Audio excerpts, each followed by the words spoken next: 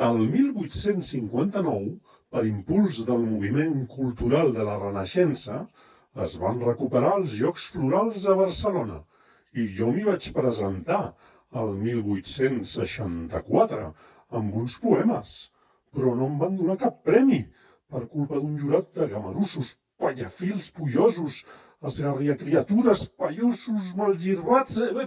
perdó, perdó, no ho volia dir, no ho volia dir. Demà em confesso, sí.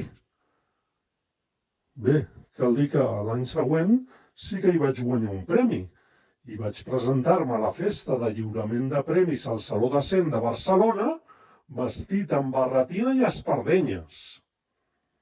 Després d'aquest premi van venir d'altres, com el que va rebre el meu poema L'Atlàntida o el poema Oda a Barcelona. Diuen que la meva poesia és romàntica. El cert és que a mi m'agrada el recolliment, però no faig cap lleig als diners, ni a les amistats amb diners, com el meu amic el marquès de Comilles.